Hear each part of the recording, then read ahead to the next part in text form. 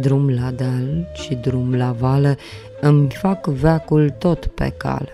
N-am în lume sărbătoare, nici n-am partea mea la soare. Ostenit mereu de ducă, noaptea în codrii mă apucă. Copacilor sunt în nălucă.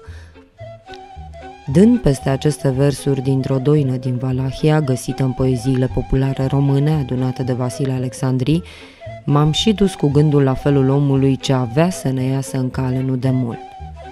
Bun, blând, cald și foarte primitor. Pornisem noi al căuta fără să-i știm chipul, ci doar meșteșugul și locul în care trăiește. Moflei. A fost să fie să-l întrebăm chiar pe dumnealui dacă îl cunoaște pe cel care cioplește în rădăcini de copaci. Ieșise din curte și se pregătea să plece la piață în Craiova. Amuzat și bucuros de vizită, ne-a primit cu mare drag și și-a făcut timp să poposească la povești cu noi. Dumitru Petrescu are acum aproape 70 de ani. Sunt decenii bune de când a descoperit fascinat frumusețea rădăcinilor de copaci și cât de expresive sunt sau pot deveni atunci când o mână măiastră și o daltă bine ascuțită le pun în valoare.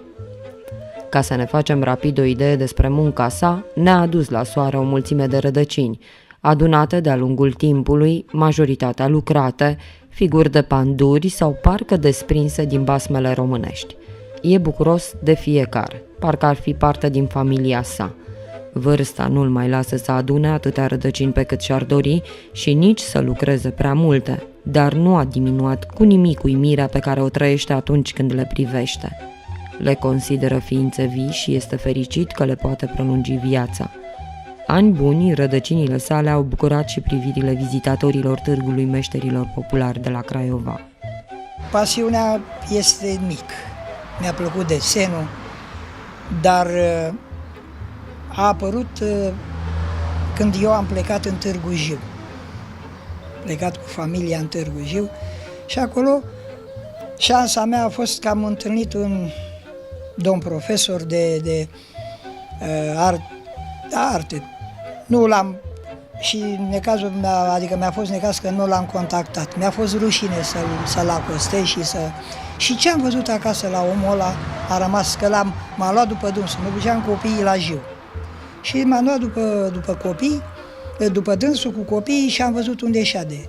Și nu vă pot spune ce am văzut la acel om. Fel și fel de forme, păsări, animale, date forme din lemn, din rădăcină, se ducea pe jos și le lucra pe loc acolo, le lucra. Adică da decât forma și acasă sau după timp le finisa.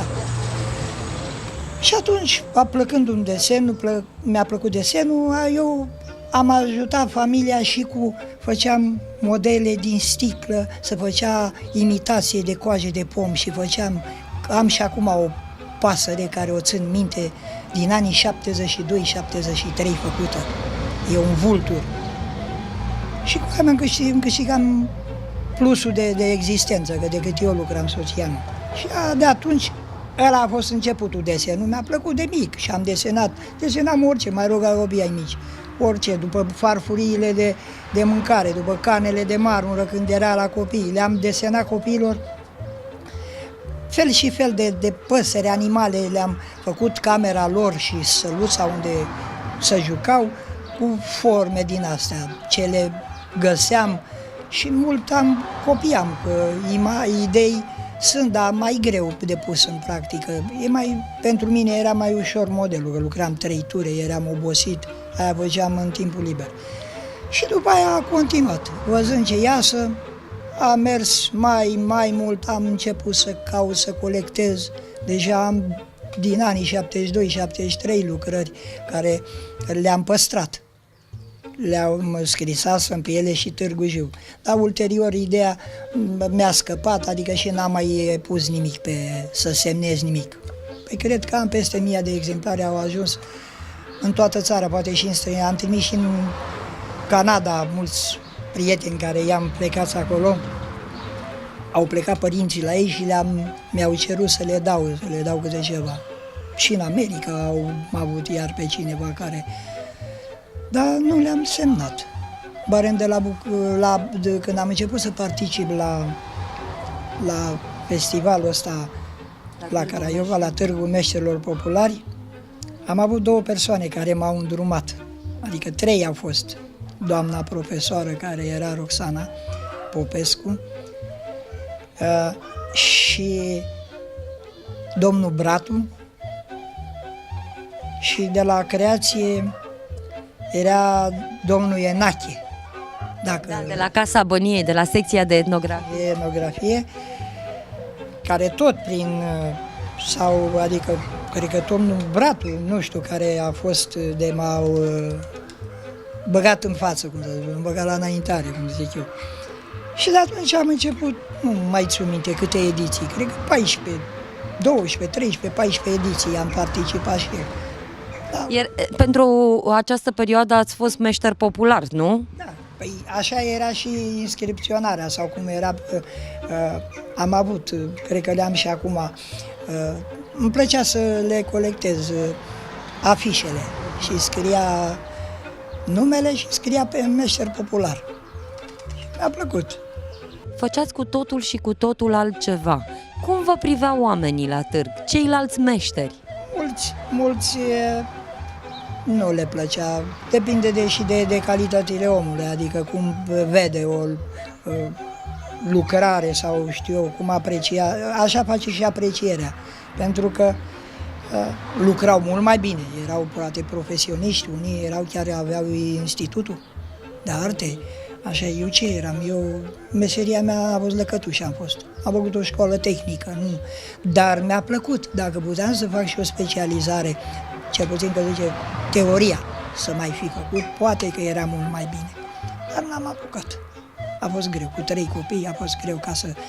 M-am avut pe cineva care m-a zis neamitică, că majoritatea așa îmi spunea, neamitică, sau unii îmi zicea Brâncuș, că eu venisem din Gorj, venisem la Iug și îmi spunea că îmi zicea Brâncuș, că a venit din partea Gorjului, dar eu nu știa că eu sunt de pământ, sunt de către Băilești, Mârza sunt. Ce v-a plăcut să sculptați în rădăcinile pomilor? Ideea a fost de a le salva. Formele lor care apăreau, pe mine mă încânta foarte mult. Și am zis că să-l salvez, bucățica aia de lemn. Dacă le-ați vede câte am, din 72-73 am venit cu ele, am plecat cu un camion și am venit cu un tir de la Târgu Jiu.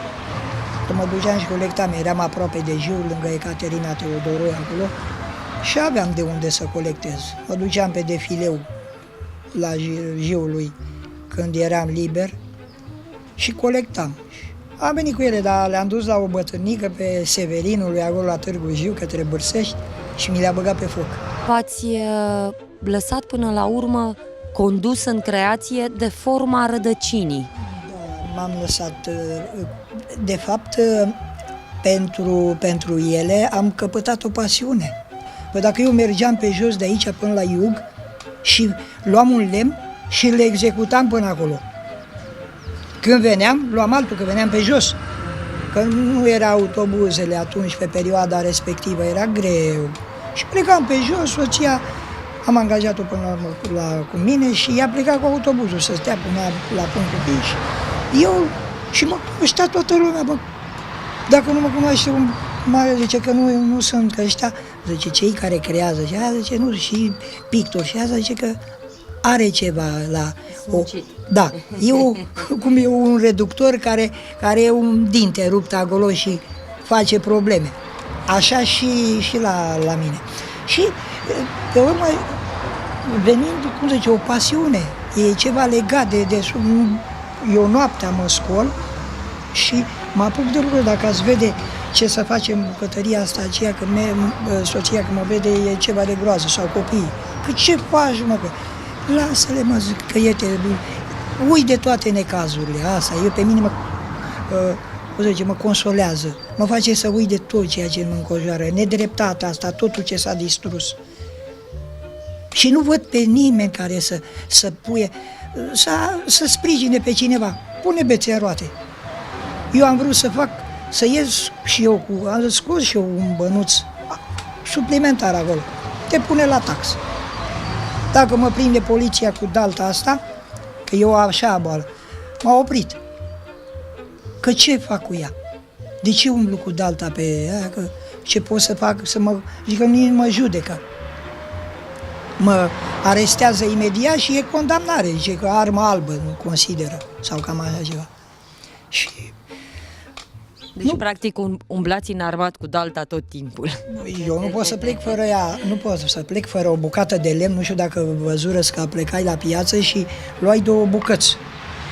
Pentru că eu mai văd când am pauză până vine autobuzul sau, de exemplu, plec pe jos de la autobuz până acasă, mă uit la ea și văd ce mai lipsește ceva și o parte mai țin minte, nu mai. A început să joace feste scleroza la minte și la ochi, la toate. Bătrânețea e urâtă de tot. Mă face să nu mai țin minte, să le finalizez. Și așa mi-aduc aminte de ele, prin faptul că le păstrez după mine. Și v-am spus, singura și care rămâne până când voi termina rostul pe pământul ăsta, de a le salva. Nu pot să stau. Chiar și vorba, a zis soția că mi le pune în tron că tot nu mă las de ele. E o plăcere, e ceva, nu de bani. Eu care au venit să vând, i-am spus, aia nu se vinde, aia nu se vinde, aia nu se vinde. Nu pot să mă debarasez de ele, adică să scap de ele. Dar cu mâna dumneavoastră pe foc ați pus vreodată vreo rădăcină? Aoleu, e crimă. E crimă. Pentru mine asta e ca și viața mea. Exact cum sunt cu animalele și cu păsările. Uitați, o crotesc cu un guștuc acolo și-a făcut cuib acolo să facă pui, uite, pe vița acolo. Nu mai leg vița că îl deranjez, o las așa, ce-o da Dumnezeu, cum o da, să se dirigeze singură. Tratați aceste rădăcini ca pe vietăți. E tot o viață, doamnă. Dacă stăm bine să ne gândim, ea crește firișorul ăla de rădăcină care se duce în pământ și după aia se dezvoltă și ajunge exact cum are omul. Decât că are exact ca și omul și acest rădăcină, pom care este, tot la fel, e o viață și la el. Când dispare seva din el, s-a terminat, ca și omul. Se oprește motorul, salut, nu mai e niciun. Și le-ați dezgropat de prin pământ, le-ați luat de la suprafața pământului, din nisip, din apă? Arătură, după, în special pe Jiu, fiind aproape aceea, Jiu aduce o parte, le ia el din datorită viiturilor, le descopertează și o duce. Și sunt unele, dar cu ce să le aduc? Că am zis că aș face, dacă aș avea posibilitatea, aș lua un cum zice, ăla pe 2 roți, multicultor, de ăla, dar cu remorcă. M-aș face o cric din ăla, așa, sau uite, monorai din ăla, nu știu cum îi spune, și le-aș aduce acasă. Rădăcini imense, păi știți ce e pe Jiu, ce frumoase sunt. Și unele sparg și aia. Am văzut la unul în curte, m-a durut sufletul de adevărat, le-a dădea cu săcurea în ea și a făcut-o praf. Pentru că e tot, dacă zice, e tot o viață. Eu mai prelungesc încă 100 de ani sau poate și mai bine dacă cineva după mine o mai tratează și mai rezistă. Dar nu cred. O strică, vedeți, au stricat tot. Se lucrează greu în rădăcină față de lemnul Cele prelucrat? care sunt în apă se lucrează mult mai ușor. Depinde că și de calitatea aia care vă arăta eu de uite, are nasul ăla acolo. Da, chiar o să mă aplec să Așa, aia i-am dat forma aia. Asta este trăită în apă, dar după 12 ani i-a rămas decât câteva fisuri. 12-13 ani poate să aibă. Și i-am dat câte o formă. Uitați că și aici deja apare. Da. Apare o formă de viață. Sunt chipuri multe în rădăcinile culețe de dumneavoastră. Am unele dintre ele care au și câte 3-4 forme și predomină cea mai importantă. Eu le văd, adică în viziunea mea mi-apar diferite forme de viață, cum apare pe nouri. pe crăpăturile de la casă, de la casele astea prin oraș, a văzut ca de tencuiala aia veche. Ei, și pe ălea apare forme de viață. Pe asfalt, pe covoare, iar la fel am găsit un covor care am văzut pe el în jur de 20 de, cam așa, 19-20 de imagini. Multe pot să le reproduc, că alea sunt foarte interesante să le preiau și să le păstrez. Nu prea am avut timp. Alergăturile astea care după viața asta cum e, nu prea am avut puterea. Și încă pregătirea, cred eu, după mine, ca să pot să le preiau. Că trebuie mult lucrat ca să pot să preiei niște imagini, să ți le formulezi pe aia, să ți le desenez și după aia să lucrez după ele. Dar eu merg fără desene. Dar chiar este un hit. Da. Ăsta apare ca un... Eu i-am zis că este, cum să nu e mod de exprimare așa, apare cum ar veni Skaraoschi. Că mulți mi-au zis, bă, zice, îl făcuși pe... Mă zic, nu, dar eu am păstrat imaginea de acolo, care a fost, n-am putut să fac altceva și dacă mi-a apărut imaginea respectivă, zic că asta, dar probabil că o schimb, că ulterior să modifică ideile. Sunt chipuri care amintesc un pic de Tudor Vladimirescu. Eu asta am văzut prima dată, de cum v-am zis. I-ați iubiți istoria. Mi-a plăcut. A plăcut și la școală și desenele îmi plăcea cel mai mult să fac. Desenam Pandurdai lui Tudor Vladimirescu, Daci. Îmi plăcea coiful ăla lăsat în spate, așa. Ăștia mai mult sunt de Pandurdai lui Tudor. Dar am și așa ceva, dar sunt în alte lucrări. L-am văzut și pe Mihai Viteaz. Da. Am încercat, dar n-am avut imagine atunci ca să-l fac. Ceea ce știam eu, imaginam eu și aia am început, dar nodul respectiv, coiful trebuia să-l fi făcut mai aplecat, cum este a lui Mihai Viteazu. Și n-am găsit defectul ăla în el și s-a dus toată ideea. Și am zis că cel puțin să-l păstrez așa. Eu iau bucata de lemn și o stilizez pe loc. Nu, e lemn rotund. Și cu dăltița pe care o aveți în mână, cu ea lucrați mereu? Așa, din mână? Da, sigur că da, păi ceea ce e mai greu acum că nu mai văd. Am 6 la dioptrie și îi dai formele respective. Depinde după cum eu zic ce e băgat pe calculator. Cum este imaginea și aia dar e de lucru la ele, pentru că ce lemn e cel pe care l-am? Ăsta este un lemn de plop. Da, la noi predomină plopul și eu mă duc și le iau după jiu, dar le las. Și în plop lucrați cel mai? Da. Plopul, salcie, am și în păr, și în nuc. Calitatea e mai deosebită a lemnului. Teiul e mai ușor, dar e mai greu de găsit. Dar eu am singurul lemn care îl găsesc pe toate drumurile, nu-l mănâncă nici animalele, frunzele. Este oțătarul, noi așa îi spunem, nu știu dacă dumneavoastră știți sau cine. Crește o fibră lungă, așa, frunza are pe circumferința ei numai frunzulițe. Ăla nu se bagă în pământ. Nu crește cum este pivotul la nuc, să meargă direct în pământ. Ăla se ramifică cum e palma. Și de exemplu, ăsta, uite cum e ăsta. Vedeți? Eu acum l-am colectat și după aia urmează să-i dau forma de viață, pentru că îi fac prima dată stabilitatea ca să poată fi expuse. Da. Și după aia trec la execuția lui. Și forma iar la fel. Dar la mine s-au cam axat o parte dintre ele, ce a rămas imaginea, ce a rămas, zice, pe imprimanta mea. Așa nu prea mai merge. Când eram tânăr aveam mai multe idei, mai multe, acum nu. se localizează una și aia predomină. Vedeți că, uite, ăștia în toată, am zis că să-i fac forme pe toate părțile. Sunt aici. Da, da. A apărut cam 10 bucăți, 2, 3, 4, 5, 6, 7, 8, 9, 10 bucățeluri. La fiecare tăietură de altă mai scoateți la Scot suprafață? la suprafață încă și nodul, care, de exemplu, care am vrut să-l valorific și pe el.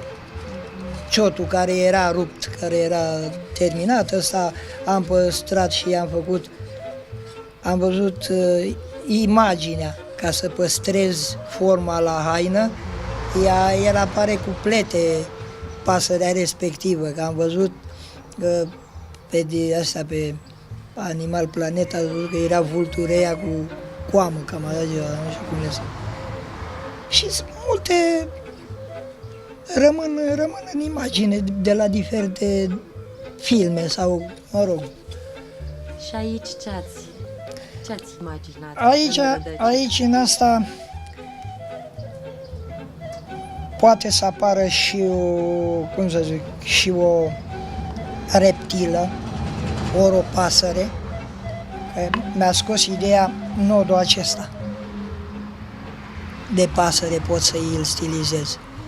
Acum depinde când mă apuc de ea, v-am zis, când mă apuc de ea depinde care e mai importantă. Și aia apare fără să-mi dau seama. Deci nu e ceva, să zic, dom'le, vreau să fac care e mai puternică. Ideea mai puternică, aia intră în lucru, în asta. Așa am avut ideea ca să fac, mă gândeam să fie folosibil, dar la fiecare o să fac cum e pistolnicul. Să le fac, ai posibilitatea să fac usturoiul sau cum se zice, vinetele când le ia așa. Așa ca imagine, să fie și folosibilă.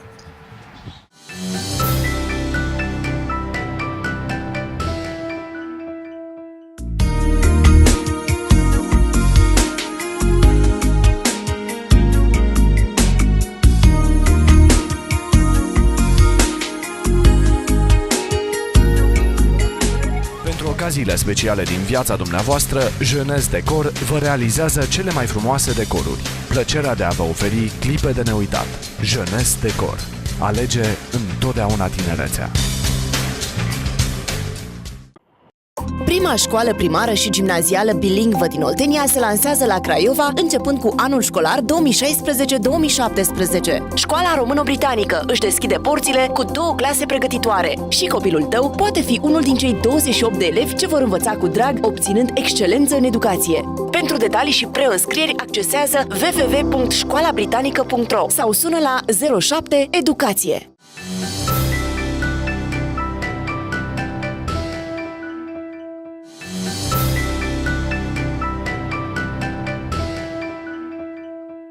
Natura este un sculptor desăvârșit. Păi vă zic dacă ați vede și am avea ocazia odată să ne ducem și să luați câteva imagini de acolo, pe defileul Oltului. Călimănești acolo. Și decât să urcăm 10-15 metri. Mi-ați zis că ați venit cu o rădăcină sau cu rădăcini de meri din Germania.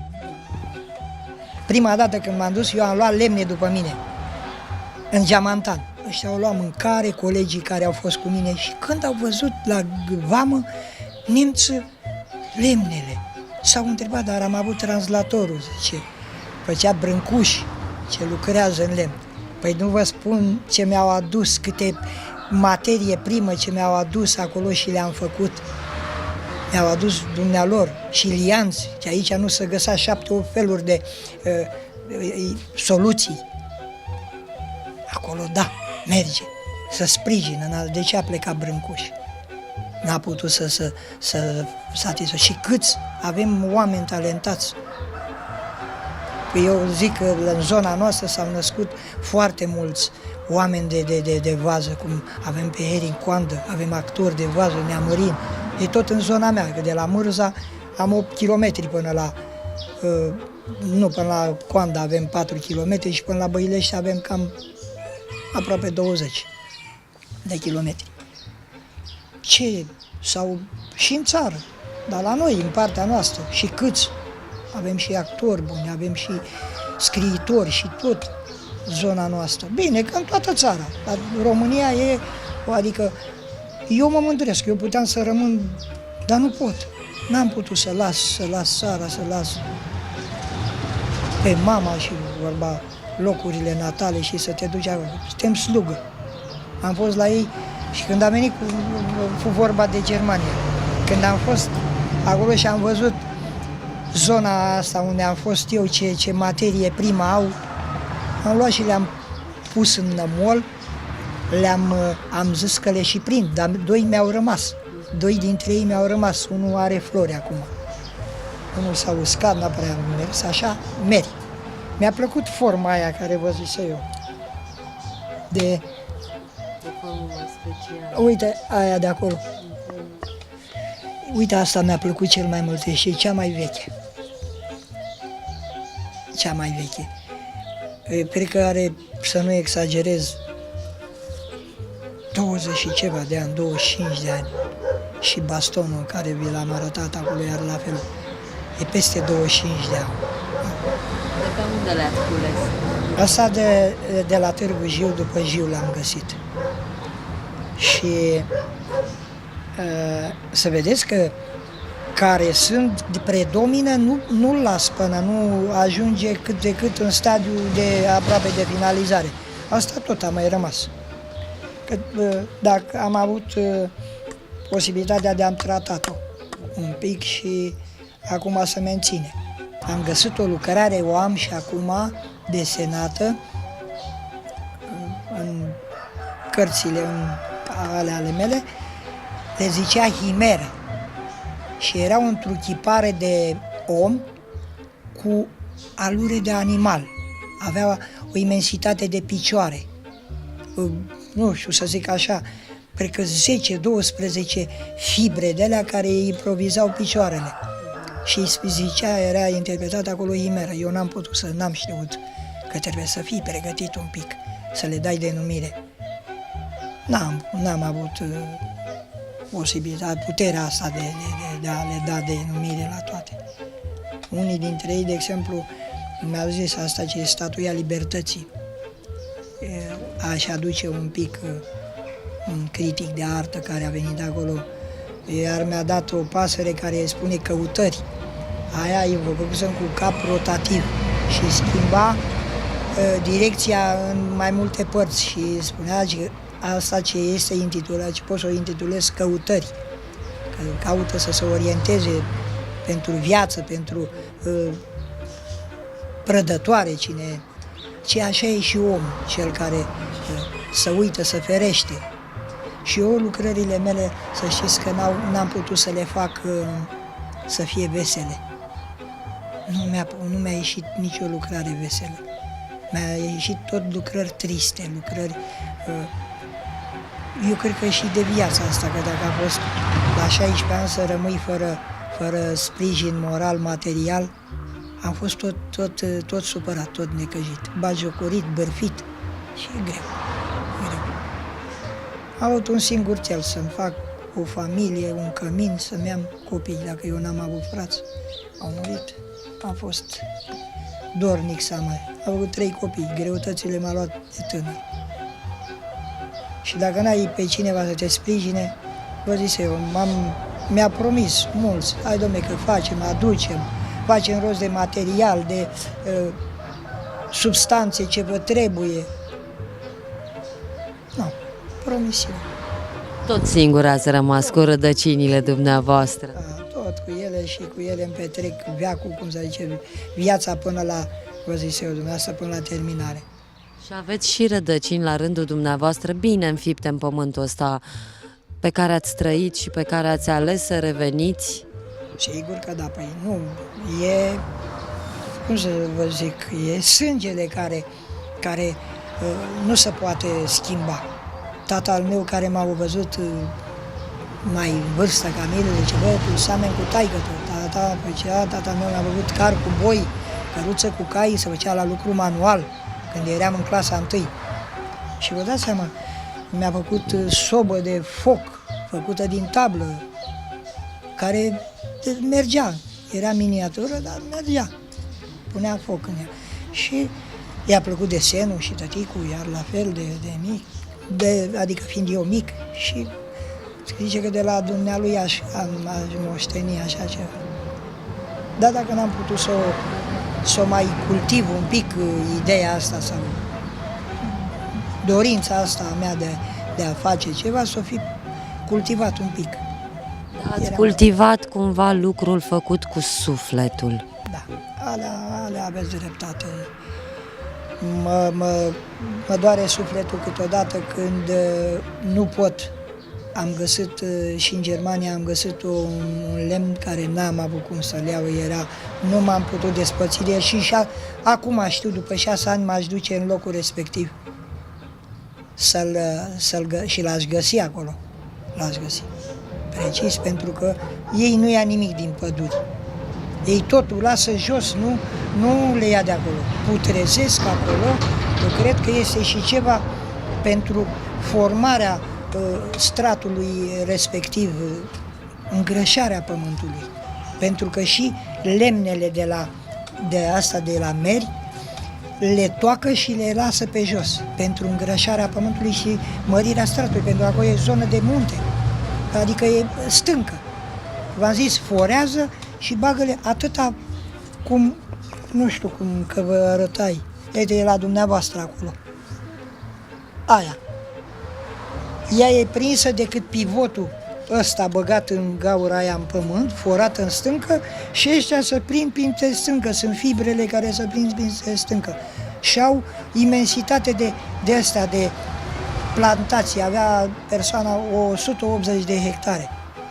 Eu m-am îmbolnăvit când am văzut, mă zic, cum pot să le iau eu pe așa, să le aduc acasă, să le fac, și nu ne puteam înțelege și ei nu sunt interesați de aia. Zic să le iau, să le fac și să le dau lui să le produc, să le valorifice acolo. N-ai cu cine. Eu doar nu mă las.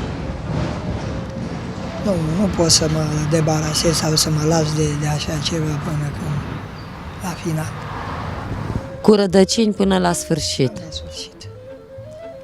Pentru că rădăcinile sunt înfipte în pământ și viața e tot așa, că îi prinde rădăcină acolo unde te-ai statornicit și te-ai fixat, dar până la urmă să termine.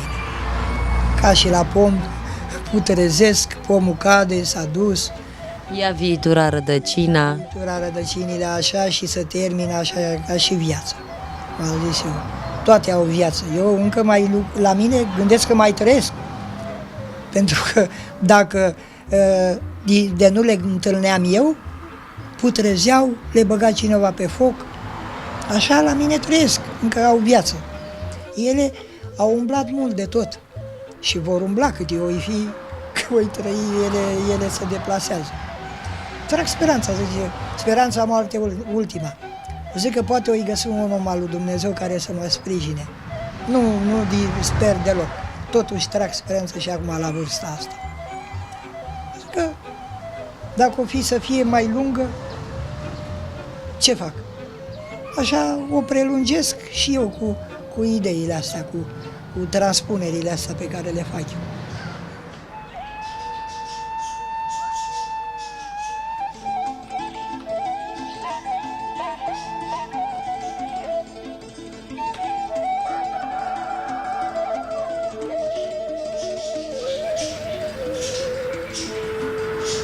Acum lemnul vă e cel mai bun prieten.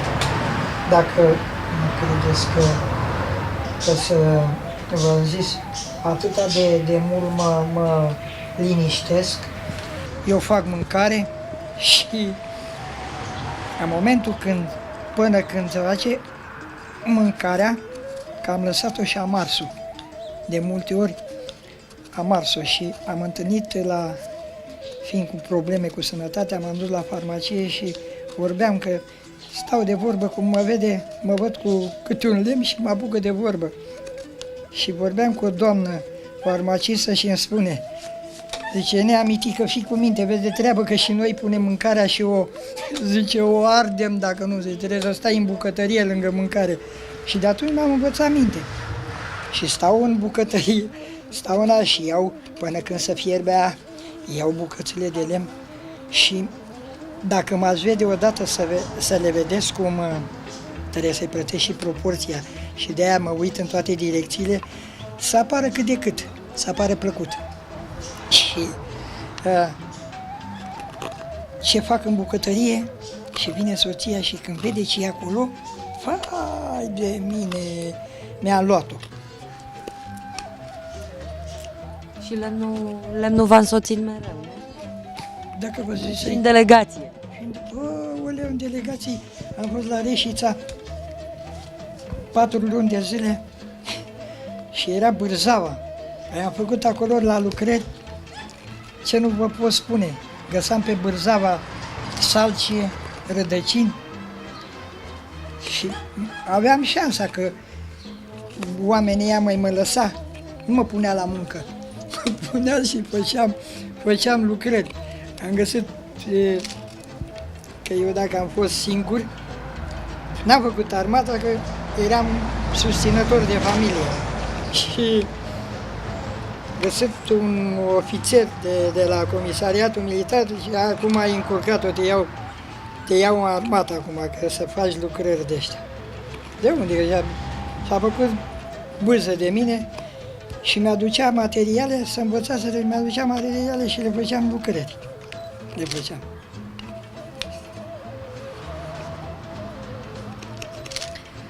Dar să vedeți că e o chestie și la asta care îmi place, ajunge în stadiu mai bine de avansat de execuție, iar care în timp îngreutăți că sunt probleme.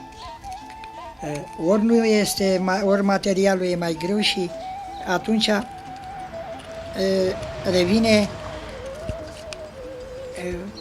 să zic, plictiseală. Nu e plictiseală, e oboseală.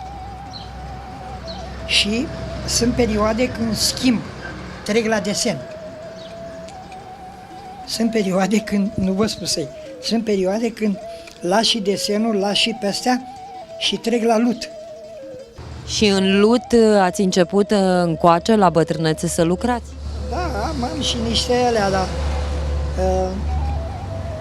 n-am, cum se zice, nu le-am acum, că multe dintre ele le-au.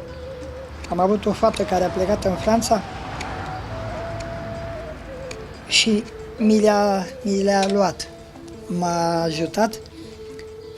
Sora dumneaei e pictoriță, pictează. Nu știu, doinița, nu știu cum o cheamă. Nu, păpușa noi îi zicem, dar nu știu. Pentru că eu nu vă zic să-i iau material, cutii de conservă, de pateu și fac flori. Și mi-a pictat doi trandafiri din care mi-a făcut, mi-a dat ea, dar n-a avut nici ea vopseluri, că v-am zis, totul e până la bani. Și în lut vă inspiră tot rădăcinile copacilor? Nu, acolo am încercat cu portrete pentru copii, pentru ăștia mici, le-am făcut figurine, cățeluși, am lucrat căprioara, am făcut și mi-a ieșit. Am lucrat din săpun, iar la fel, să vedeți și iasă din săpun. Am un cățeluș acum aici și nu știu dacă nu l-o fi luat ai mici. Eram la teatru și a venit o studentă și zice, neamitică, că mă învățaseră cum mă cheamă și faceți-mi și mie o iguană.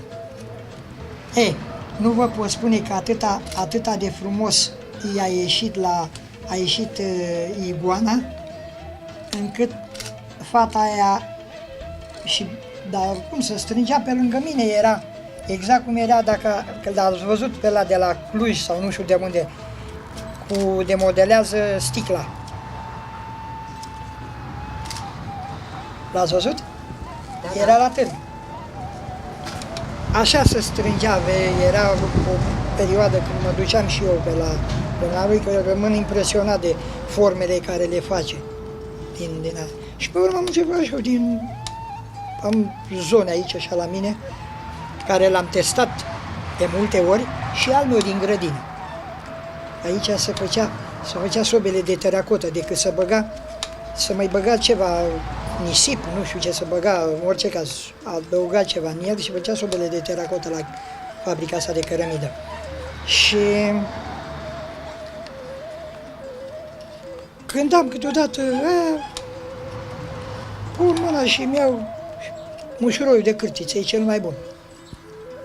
Ăla îl scoate fără pietre, ăla nu iasă, cârtița nu scoate pietricele afară. Și fac și din el. Când să duce ideea de a nu mai face de asta de lemn. Acum e perioada lemnului, că cred că e aproape 2 luni de zile de când lucrez numai la lemn. Îl pregătesc pentru mai târziu, alea de curăț de coajă. Ăsta oamenii îl taie, că v-am zis să înmulțește capirul oțătarul ăsta. Și dacă nu îl mănâncă niciun fel de animal, nu e bun, pentru că mijlocul este cu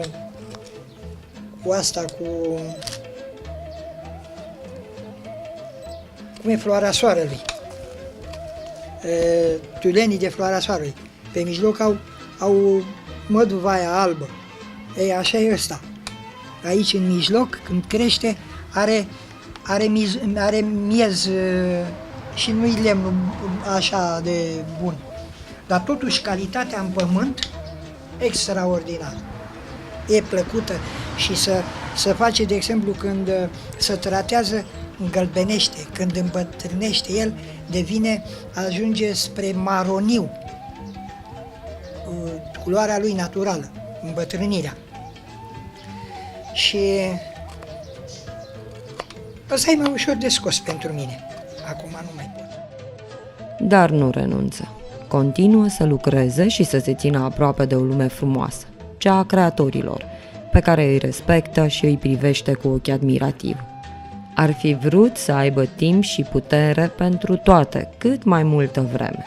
Visa ca la bătrânețe să termine cursurile școlii populare de artă, să stea cât mai mult timp pe lângă artiști, dar se mulțumește și cu faptul că meșteșugul său, făcut din pasiune și din respect față de minunile naturii, îi este prieten și la bine și la greu. Sunt mereu împreună.